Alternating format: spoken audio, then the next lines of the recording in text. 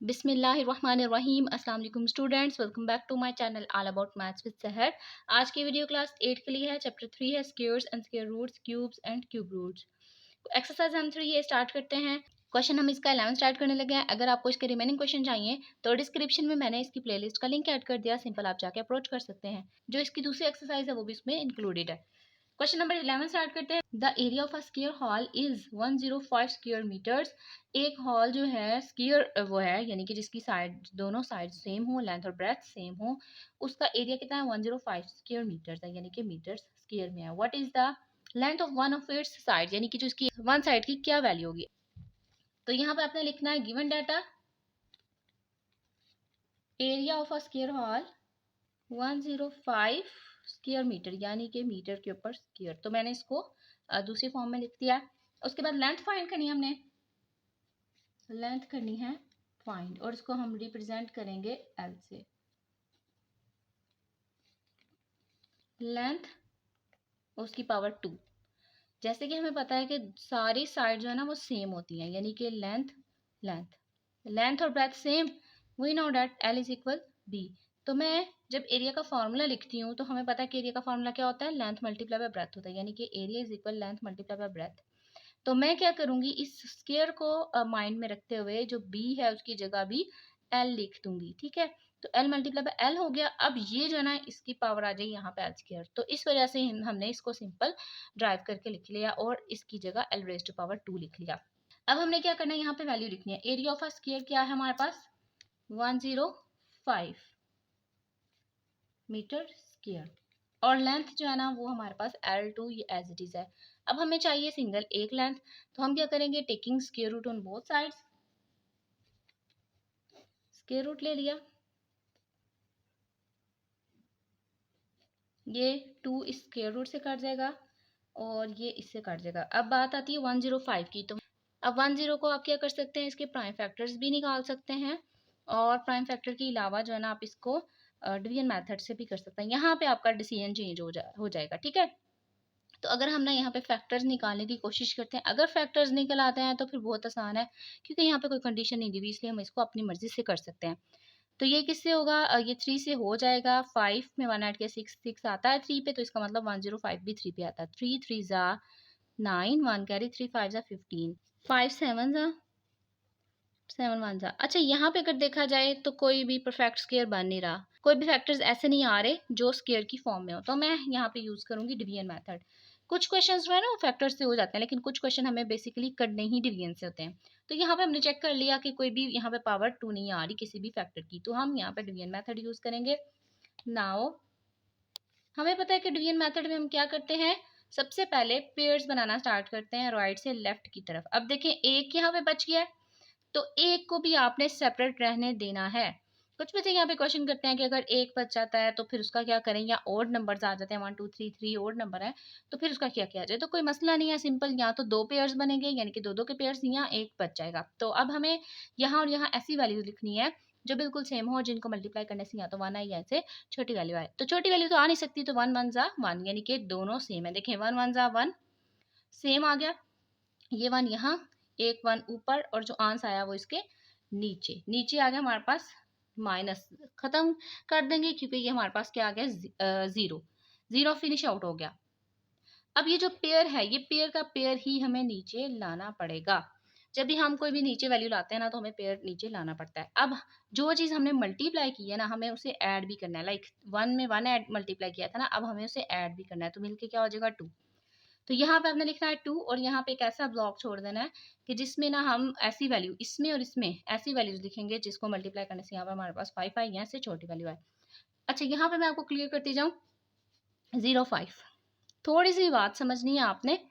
यहाँ पे आपने क्या करना है, देखें ये 2 डिजिट बन रहे हैं, 1 डिजिट 2 डिजिट। यहाँ पे कितने हैं, ये 2 डिजिट है, लेकिन अगर हम इसको थोड़ा सा और स्पेसिफाइड करें और इसकी स्पेसिफिकेशन देखें कि 0 अगर पहले आ जाता है, किसी भी नंबर से पहले आ जाता है, तो उसकी कोई वैल्यू नहीं होती। तो ये हाल ही हमारे पास 5 बचता है जो कि 1 डिजिट है। 5 हो गया 1 डिजिट, और ये जो दो नई वैल्यूज आनी है, एक तो हमें पता है कि 2 बन रहा है और 2 के साथ अगर 0 लगाते हैं, 1 लगाते हैं, 2 3 4 5 6 7 9 तक लगाते हैं, तो ये क्या है, 2 डिजिट ही है जो कि 5 से बड़ा है। तो अब यहाँ पे क्या किया जाए, अब हमारे पास कोई साथ में वैल्यू भी नहीं है कि जिसको हम नीचे उतार सकें। अब ये तो हो गया छोटा, ये बन जाएगा, या तो ये 20 से लेकर 29 तक ये चीजें बन रही हैं, यानी कि ये डिजिट 20 से लेकर 29 तक इसमें कुछ ना कुछ वैल्यूज आएंगी। और ये हो गया 5। अब ये बड़ा है, जो डिवाइजर है ये बड़ा है और डिवाइडेंड छोटा है, तो हम क्या करते हैं, यहाँ पे हमेशा 0 अप्लाई करते हैं। ये 0 यहाँ लगा दिया। अब मुझे यहाँ पे लगाना है पॉइंट, क्योंकि अभी कोई भी वैल्यू अटैच नहीं कर सकते, तो पॉइंट लगाने से मैं जितने मर्जी 0 यहाँ पे ले सकती हूँ, जितने भी मुझे चाहिए। तो मैं ना मैक्सिमम 6 ले रही हूँ, ताकि हमारे पास ना 3 डिजिट वैल्यूज जरूर आ जाए। ठीक है, तो मैंने क्या किया, यहाँ पे 6 जीरोस ले लिए, ताकि हमारे पास ना 3 डिजिट्स ऊपर आ जाए। ठीक है, तो अब ये जैसे कि छोटा था, तो अब मैं इस 0 को नीचे ले आऊंगी। अब हमारे पास ये बचा 2 एंड ब्लॉक। अब मुझे यहाँ और यहाँ ऐसी वैल्यूज लिखनी है जिनको मल्टीप्लाई करने से यहाँ हमारे पास ये वैल्यू आए 500 या 500 से छोटी वैल्यू आए। अच्छा, ये जो 0 यहाँ पे मैंने लिखा है, वो 0 मुझे यहाँ पे भी अप्लाई करना है। ठीक है, अगर हम ये अप्लाई नहीं करते तो ये हमारा रॉन्ग हो जाएगा मेथड। यानी कि आपने ना देखें, हमने मल्टीप्लाई किया 1 को 1 के साथ, मल्टीप्लाई हो गया, डन हो गया। अब ये हमारे पास 0 किस तरह आया, हमें पता है कि ये छोटी वैल्यू आ रही थी, इसलिए यहाँ पे 0 अप्लाई कर दिया। तो ये 0 भी लगाना लाजमी है, यानी कि 10 में हमने 10 को ऐड किया तो 20 आ गया। ये था 1 1 1 के साथ जब हमने 0 अटैच किया तो वो 10 बन गया। अब 10 में 10 ऐड किया तो 20 आ गया, तो ये 20 लगाना जरूरी है। अब यहाँ पे अगर मैं करती हूँ ना 5 से वैल्यू, तो 5 से ना ये 500 से अबव हो जाएगा, और सॉरी 5 से भी अबव हो जाएगा। अब हम ना 2 से करके देख लेते हैं। 2 2 जा 4, 2 0 जा 0, 2 2 जा 4, 404 है। अगर मैं 3 से करती हूँ तो वो 600 की रेंज में आ जाएगा, जो कि बड़ा आ जाएगा 500 से। तो मैं ये 2, ये वाला 2 यहाँ लिख रही हूँ, ये वाला 2 ऊपर लिख रही हूँ, और 404 जो है वो नीचे लिख रही हूँ। अब इसमें से हम माइनस कर लेते हैं, यहाँ पे कैरी लेके 10, अभी नेक्स्ट में जरूरत है, तो ये कट किया तो 9 बच गया, ऊपर आ गया फिर से 10, 10 में से 4 निकाला 6, 9 में से 0 निकाला 9। ठीक है, अब 96, तो ये चीज जो है वो हमारे पास क्या आ गई, 96 आ गई।